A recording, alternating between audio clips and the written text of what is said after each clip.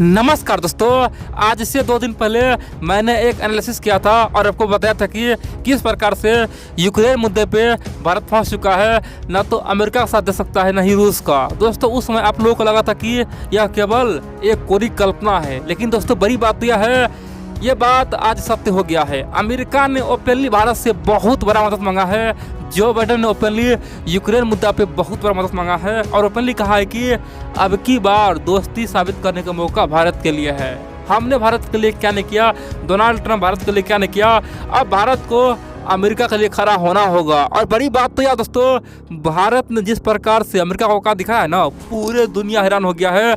भारत ने साफ कर दिया है कि तुम लोग केवल मौके पे फायदा उठाने आते हो, लेकिन तुम्हारा ये नेचर रहा है, जब तुम्हारा काम बन जाएगा तुम फिर हमें धोखा दोगे। और दोस्तों भारत ने एक रास्ता चुना है, इस रास्ते से दोस्तों रसिया में हड़कंप मच गया। रूस बोला है कि अब होने क्या वाला है। बड़ी बात तो यह है, चाइना, अमेरिका, यूरोप पूरी तरह से भारत पर डिपेंड हो चुका, क्योंकि ओपनली बाइडेन ने यह सवाल पूछा भारत से। और बड़ी बात तो यह है, भारत ने सबका औकात दिखाया है, सबका बदला एक बार में ले लिया है। आप लोग पूरा खबर दिखा कर हुआ क्या है, लेकिन इन्हें सबसे पहले आप लोग को बोल दूँ दोस्तों, आप लोग वीडियो पूरा देखते हैं लेकिन वीडियो को लाइक करना ही भूल जाते हैं। इसीलिए आप लोग वीडियो को लाइक करें, जितना हो सके चैनल को सब्सक्राइब करें और कमेंट भी करें, शेयर भी करें। तो चलिए हम जानते हैं हुआ क्या है।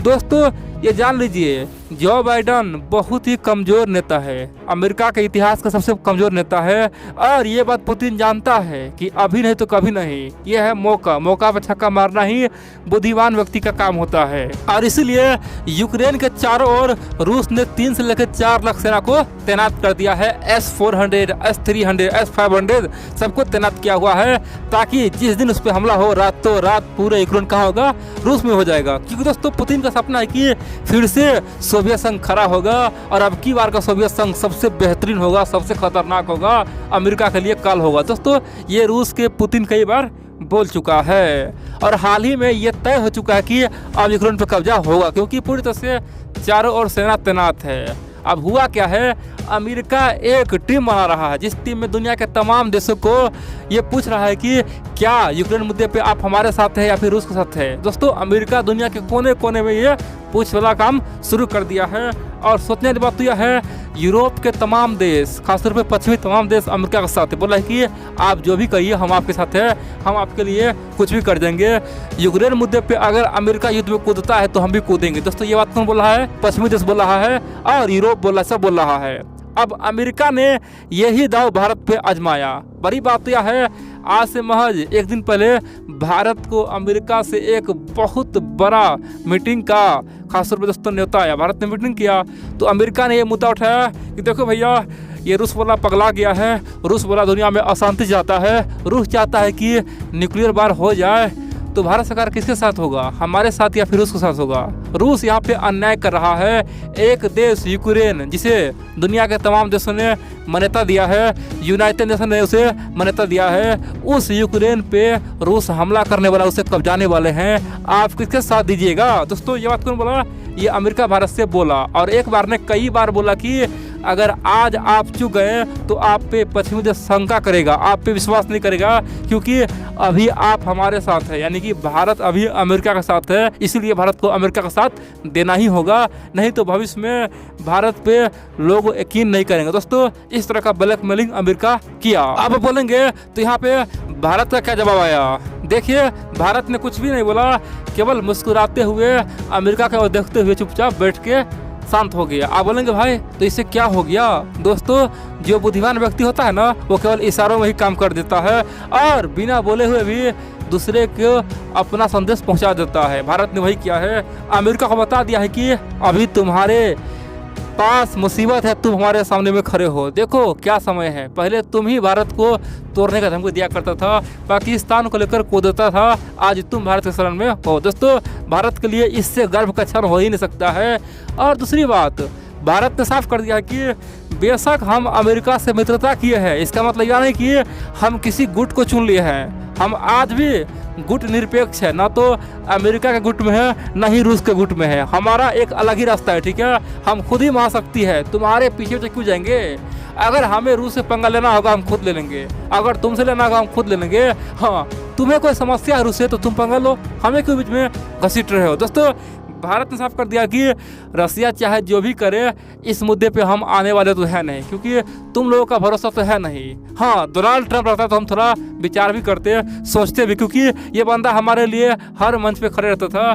तुम्हारा क्या भरोसा, तुम तो कभी भी कुछ बोल देते हो भारत के लिए, कभी कश्मीर मुद्दा उठा देते हो, तो कभी वैक्सीन के लिए कुछ बोल देते हो। तुम पे भरोसा कौन करेगा? हम तुम पे भरोसा करके रूस से पंगा ले और तुम बाद में फिर कुछ और कर जाओगे तो फायदा क्या है? दोस्तों, भारत ने साफ कर दिया है कि कुछ भी नहीं होगा, जो तुम्हें करना करो, हम तो अपना रास्ता अपना लिए हैं, वो है सबसे अलग रहना है। चाहे रसिया अमेरिका लड़ लड़ के मर जाए, हमें क्या लेना है, हम शांति से अपना जिएंगे। और बड़ी बात तो यह दोस्तों, रसिया को यही यकीन था, रूस चाहता था कि भारत इस मुद्दे पे या तो शांत रहे या फिर रूस के साथ रहे।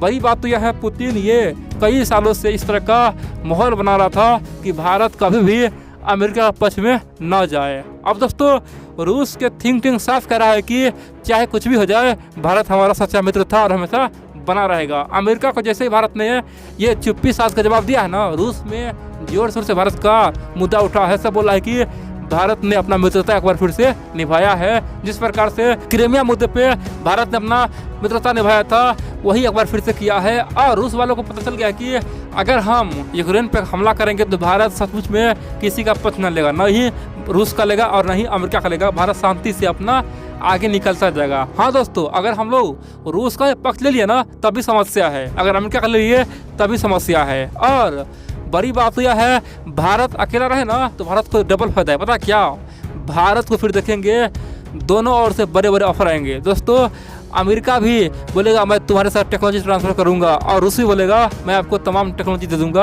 आप हमारे गुट में आइए। दोस्तों, अगर ये मुद्दा गर्म होता है ना, रसिया और यूक्रेन के बीच में अमेरिका पड़ता है दोस्तों, इसमें भारत को भयंकर फायदा होने वाला है। जो भी छोटे मोटे देश है भारत से हथियार खरीदना शुरू कर देगा। सिंपल सी बात कहे तो छोटे मोटे युद्ध से भारत को भयंकर फायदा होने वाले हैं। आप बोलेंगे भाई ये क्या बोल रहे हैं, छोटे मोटे युद्ध होगा तो यहाँ पे न्यूक्लियर युद्ध हो जाएगा, फिर दुनिया तबाह हो जाएगा। दोस्तों, ऐसा बिल्कुल नहीं होगा। रसिया मूर्ख नहीं है, अमेरिका मूर्ख नहीं है, ठीक है। जितना तेज आप है उससे 100 गुना अधिक बुद्धिमान व्यक्ति अमेरिका का थिंक टैंक है, रूस का थिंक टैंक है। किसी भी हालत में कुछ भी हो जाए, अमेरिका दूसरे देश के लिए ये न्यूक्लियर बम नहीं छोड़ेगा। अमेरिका कभी भी यूक्रेन के लिए परमाणु युद्ध नहीं करेगा। अमेरिका को पता है यूक्रेन भी कभी रूस का हिस्सा था, सोवियत संघ का हिस्सा था, और आज चाहे जैसे भी हो, अगर सोवियत संघ मिलता है तो इसके लिए अमेरिका कभी भी एक परमाणु युद्ध नहीं करेगा। और आज सोवियत संघ तो है नहीं, रसिया है, पुतिन है।